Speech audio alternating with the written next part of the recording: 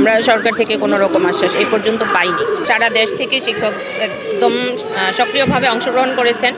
একদম দেশের প্রত্যন্ত অঞ্চল থেকে পর্যন্ত শিক্ষকরা আজকে এখানে আসছেন, কারণ এটা সবার প্রাণের দাবি। দশম গ্রেডটা এটা আমাদের একটা যৌক্তিক দাবি এবং ন্যায্য অধিকার বলতে পারেন। আমরা সবাই এখানে যারা আছেন ম্যাক্সিমামই অনার্স মাস্টার্স কমপ্লিট করে আসছেন।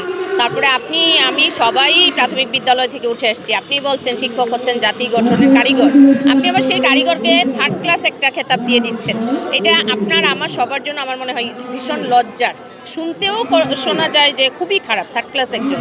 অথচ আপনাদের চোখের সামনে আমরা দেখছি সরকারি বিভিন্ন দপ্তরে কি বলবো, আমি নাম বলতে চাচ্ছি না, ওনারা সেকেন্ড ক্লাস পাচ্ছেন। হ্যাঁ, তো শিক্ষকদের বেলা এতটা অনীহা কেন? তো আমি শুধু সরকার বলবো না, আমরা সরকারি কর্মচারী যে সরকারি থাকুক, আমি রাষ্ট্রের কাছে প্রশ্ন রাখলাম, শিক্ষক কেন থার্ড ক্লাস, শিক্ষক কেন তৃতীয় শ্রেণী? আমরা এই জায়গা থেকে মুক্তি চাই। এই 10ম গ্রেড আন্দোলনের জন্য শহীদ মিনারে সমবেত হয়েছে। এখানে আমাদের আজকের যে দাবি দেওয়া, কর্তৃপক্ষের কাছে দাবি করছি, সরকারের এখন যারা আছেন দায়িত্বে, প্রাথমিক গণশিক্ষা উপদেষ্টা, ওনার কাছে আমাদের দাবি যে অবিলম্বে যেন আমাদের 10ম গ্রেড কার্যকর করা হয়।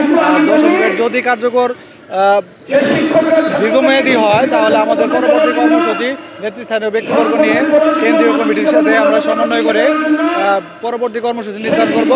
তবে আমরা আশা রাখি যে আমাদের দাবির সাথে ওনারা একত্রতা পোষণ করবেন। আর যদি একত্রতা পোষণ কোনো রকম গড়িমসি হয় তাহলে আমরা কঠোর কর্মসূচি দেব। কঠোর কর্মসূচিটা এরকম হতে পারে সাময়িক কর্মবিরতি, পরবর্তীতে শাটডাউন কর্মসূচি, যেটা আমাদের আমরা স্কুলে যাব ঠিকই, কিন্তু আমরা শ্রেণীকক্ষের যে কার্যক্রম আপাতত আমরা অমিত রাখবো। আমরা 2018 সাল থেকে দাবি দেওয়া করে আসতেছি দৈনিক টিফিন ভাতা মাত্র 6 টাকা 66 পয়সা। ঠিক আছে, এই 6 টাকা 66 পয়সা একটা টিফিন কী হয় বর্তমানে? আর 10ম গ্রেড আসলে সম্মানের লড়াই, এখানে টাকাটাও বড় বিষয় নয়। আমরা শুধু যে টাকার জন্য চাকরিতে জয়েন করছি তাও না, দেশের সেবা করব। ওনারা আমাদেরকে টাকা দেখ বা না দেখ, দেশ সেবায় নেমেছি। তবে আমাদের সম্মান যেন থার্ড ক্লাস না থাকে, ইংলিশে যেটা বলে থার্ড ক্লাসে আমরা থাকতে চাই না। আর শিক্ষক হিসেবেই থাকতে চাই, শিক্ষক হিসেবেই দেশের সেবা করতে চাই। শিক্ষকই আমি ব্রত হিসেবে নিয়েছি, এর মাধ্যমেই আমি দেশের সর্বোচ্চ সার্ভিস দিব আমার পক্ষ থেকে। এই অন্তর্বর্তীকালীন সরকার বাংলাদেশের প্রত্যেকটা মানুষের সরকার। এই সরকারকে বাংলাদেশের 99% মানুষ সমর্থন দিয়ে বসিয়েছে।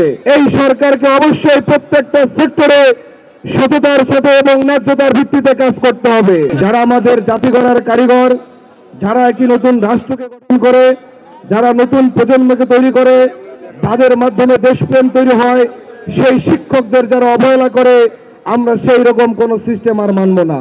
আমাদের স্পষ্ট বক্তব্য, এই অন্তর্বর্তীকালীন সরকার বাংলাদেশের প্রত্যেকটা মানুষের সরকার। এই সরকারকে বাংলাদেশের 99% মানুষ সমর্থন দিয়ে বসিয়েছে। এই সরকারকে অবশ্যই প্রত্যেকটা সেক্টরে সততার সাথে এবং ন্যায্যতার ভিত্তিতে কাজ করতে হবে। যারা এই প্রোগ্রামে আসার জন্য সরাসরি বাধা দিয়েছে, আমরা শুনতে পেরেছি বিভিন্ন শিক্ষা জেলা অফিসার থেকে আপনাদেরকে চিঠি দেওয়া হয়েছে যে শুক্রবার আপনারা নিজ নিজ কার্যালয়ে থাকবেন, কোনোভাবে কার্যালয়ের বাইরে যাবেন না। এটা যৌক্তিক দাবি। এই দাবিতে প্রত্যেকটা শিক্ষকের অংশগ্রহণ করা উচিত। যে শিক্ষা কর্মকর্তা এখানে বাধা দিয়েছে, তারা কার মদদে এইরকম চিঠি দেওয়ার সাহস দেখিয়েছে, এর জবাব আমরা চাই। বাংলাদেশ সরকারি প্রাথমিক বিদ্যালয়ের সহকারী শিক্ষকদের 10ম গ্রেড, এটা আমাদের এখন দাবি নয়, এটা আমাদের অধিকার। আমাদের অধিকারকে খর্ব করা হচ্ছে। 1ম গ্রেড থেকে 10ম গ্রেড যারা আছে, তারা যে বাজারে বাজার করে, আমরাও তো একই বাজারে বাজার করি। তাদের খেতে ইচ্ছে করে, আমাদেরকেও খেতে ইচ্ছে করে। তাদের ভালো পড়তে ইচ্ছে করে, আমাদেরকে পড়তে ইচ্ছে করে। সুতরাং 5ই আগস্ট যে ছাত্র গণ অভ্যুত্থান হয়েছে, এই বৈষম্য মুক্ত বাংলাদেশ হবে। এখানে কোনো বৈষম্য থাকবে না। সুতরাং সেটা প্রাথমিক বিদ্যালয়ের সহকারী শিক্ষকের সাথে হতে পারে না। সুতরাং কোনো বৈষম্য বাংলা থাকবে না। সুতরাং আমাদের 10ম গ্রেড দিতেই হবে। বিভিন্ন সেক্টর থেকে 17 গ্রেড থেকে 10ম গ্রেড নিয়ে আসে, তখন রাষ্ট্রীয় কোষাগারে অর্থ থাকে, শুধু শিক্ষকদের বেলায় অর্থ থাকে না। এই সার্কভুক্ত দেশের মধ্যে সর্বনিম্নে বাংলাদেশ অবস্থান করছে। বিভিন্নভাবে দীর্ঘদিন ধরে আমরা আন্দোলন সংগ্রাম করি, তখনই একটা কনসালটেশন কমিটি বিভিন্ন প্রক্রিয়া অবলম্বন করে দীর্ঘসূত্রিতা করে, যাতে করে তাল বাহানা করে না দেওয়া যায়।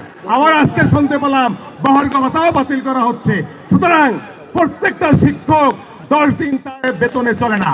আমরা ঋণে জর্জরিত, ঋণের বোঝা নিয়ে অনেক শিক্ষক কিন্তু আত্মহত্যা করছে বাংলাদেশে দেখা যায়। টেকনাফ থেকে তেতুলিয়া, রূপসা থেকে পাটুরিয়া, সমগ্র বাংলার সহকারী শিক্ষক যেভাবে থেকেছে, ওই যে যুক্তরাষ্ট্রের লস অ্যাঞ্জেলেস, ক্যালিফোর্নিয়া যে দাবানল সৃষ্টি হয়েছে, কোন প্রযুক্তি দিয়েই সেই দাবানলকে বন্ধ করা যাচ্ছে না। সুতরাং 2টার মধ্যে ঘোষণা না আসলে প্রাথমিক শিক্ষকদের 10ম গ্রেডের ওই দাবানল, ওই লস অ্যাঞ্জেলেস, ক্যালিফোর্নিয়ার মতো আরো তীব্র থেকে তীব্রতর হবে। এটা আরো 4 বছর আগে উঠছে। আর আমরা 16 নভেম্বর প্রথম অধিদপ্তরে বলছিলাম যে আমাদেরটা মেনে নিন, না হলে আমরা রাজপথে আসব। আজকে সেই মহেন্দ্র খন কেন্দ্রীয় লিপি আপার নেতৃত্বে আমরা আসছিলাম আজকের দিনে। এই মহাসমাবেশকে আমরা জনসমুদ্রে রূপান্তরিত করতে আমরা আসছি। আজকে আমরা 10ম গ্রেড ঘোষণা নিয়েই ছাড়ব।